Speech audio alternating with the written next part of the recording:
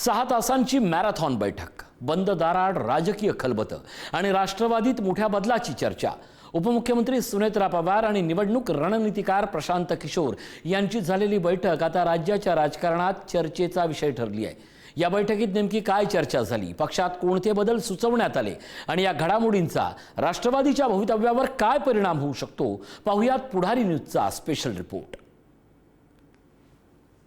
राष्ट्रवादीचा प्रदेशाध्यक्ष बदलणार, राष्ट्रवादीच्या राजकारणात पीकेची एंट्री, बिहारमध्ये भाजपला हरवणारे पीके राष्ट्रवादीचे सल्लागार, राष्ट्रवादी काँग्रेसच्या राजकारणात नवा अध्याय सुरू होण्याचे संकेत आहेत। अजित पवार असताना पक्षाचा प्रचार, पीआर आणि निवडणूक रणनीती नरेश अरोरा यांच्या डिझाईन बॉक्सकडे होती।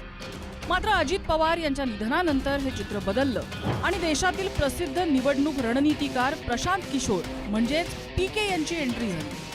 गेल्या 3 महिन्यात सुनेत्रा पवार आणि पीके यांच्या 2 महत्त्वाच्या बैठका झाल्या। त्यातच गुरुवारी 6 तास सल्लामसलत चालली। देवगिरीवरच्या बैठकीत पार्थ पवार, जय पवार हे सुद्धा उपस्थित होते। या बैठकीनंतर राष्ट्रवादीत मोठ्या बदलांची चर्चा सुरू आहे। आता पीके यांचे सल्ले राष्ट्रवादी मानणार का, तर हे सल्ले कुठचे आहेत ते बघूया। पक्षाचा प्रदेशाध्यक्ष बदलण्याची गरज, थेट तळागाळातल्या कार्यकर्त्यांपर्यंत संवाद साधणारा प्रदेशाध्यक्ष हवा। भविष्यात निवडणुकांमध्ये यश मिळवण्यासाठी पक्षात मोठे फेरबदल गरजेचे, नव्या पदाधिकाऱ्यांना संधी देऊन त्यांना मार्गदर्शन गरजेचं, पक्षाकडून राज्यातल्या तरुणांशी संपर्क वाढवण्याची गरज, केंद्रीय निवडणूक आयोगाने मागितलेल्या स्पष्टीकरणाबाबतही बैठकीत चर्चा, एनडीए सोबत पक्षाचे रिलेशन कसे असावे याबाबतही चर्चा।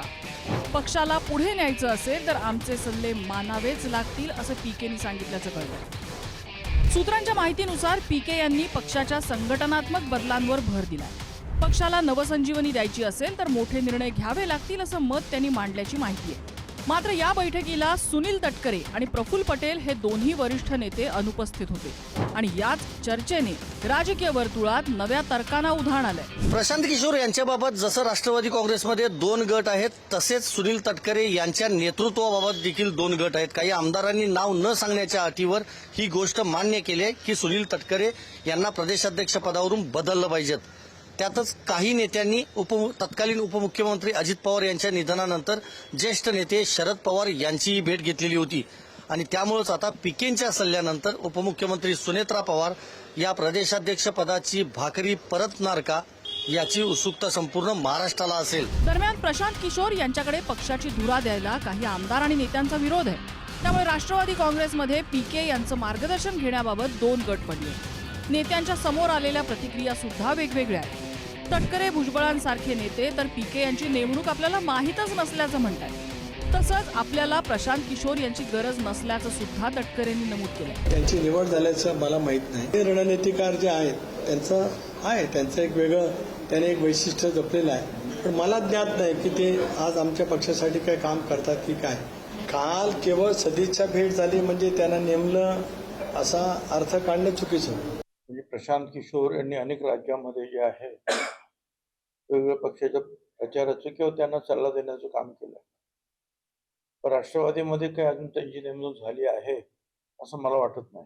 माझ्या ऐकण्यामध्ये ते कुठं ऐकण्यात किंवा कुठं चर्चा झालेली नाहीये, असं कुठं त्यांनी असा कुठलाही सल्ला दिलेला नाहीये। आमच्या पक्षामध्ये आमच्या प्रमुख सुनेत्रा वहिनी आहेत, आमचे पक्षाचे अध्यक्ष सुनील तटकरे साहेब आहेत, प्रफुल्ल पटेल आहेत, छगन भुजबळ साहेब, भुजबळ साहेब हे आमचे सिनियर नेते आहेत। यांच्याबद्दल कोणाबद्दलही आमच्या पक्षामध्ये नाराजी नाहीये। दरम्यान बिहारच्या पोटनिवडणुकीत भाजपला पराभूत केल्यावर प्रशांत किशोर यांनी थेट उपमुख्यमंत्री सुनेत्रा पवार यांची भेट घेतल्यामुळे भाजप नाराज असल्याची चर्चा राजकीय वर्तुळात आहे। मात्र भाजपाने या संदर्भातले प्रश्न झटकून दिले। पहिल्यांदा तर त्यांनी कोणाला नेमलं हे देखील आम्हाला माहिती नाही।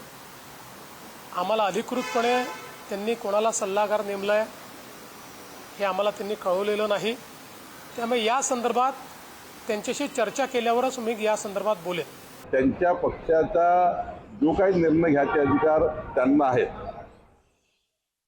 ते सुनेत्रा पवारजींना आहेत, परंतु महाराष्ट्राच्या महायुतीला कुठेही घातक होईल किंवा कुठेही त्या ठिकाणी एकामेकाच्या मनात शंका उत्पन्न होईल असं कुठलंही पाऊल कोणी उचलायचं नाहीये। राष्ट्रवादी काँग्रेस पक्षाच्या घटनेनुसार प्रदेशाध्यक्ष पद हे 3 वर्षासाठी असतं, पण तटकरे यांचा कार्यकाळ आता जवळपास 4 वर्षांचा झालाय। त्यामुळे पीकेंच्या मॅरेथॉन बैठकांनंतर आता उपमुख्यमंत्री सुनेत्रा पवार काय निर्णय घेणार याकडे राष्ट्रवादीचं आणि राजकीय क्षेत्राचं लक्ष असणार आहे. मुंबईतल्या या एका बैठकीमुळे राष्ट्रवादी काँग्रेसमध्ये सध्या चर्चेचं वादळ उठलंय. त्याचं कारण आहे प्रशांत किशोर. त्यांची राजकीय रणनीती संपूर्ण देशाला परिचित आहे. जनता दल युनायटेड, तृणमूल काँग्रेस, YSR काँग्रेस, आम आदमी पक्ष या राजकीय पक्षांसोबत प्रशांत किशोर यांनी काम केलेलं आहे आणि आता महाराष्ट्रामध्ये ते पहिल्यांदाच राष्ट्रवादी काँग्रेससोबत काम करणार आहेत. त्यामुळे अजित पवार यांच्या निधनानंतर प्रशांत किशोर यांच्यासोबत राष्ट्रवादी काँग्रेसचा नवा प्रवास कसा असणार याची उत्सुकता महाराष्ट्राला असणार आहे. अजित पवारांच्या निधनानंतर पक्षातली मरगळ, नाराजी हे सावरण्यासाठी पीके यांची एंट्री मोक्याच्या क्षणी होती असं म्हणावं लागेल.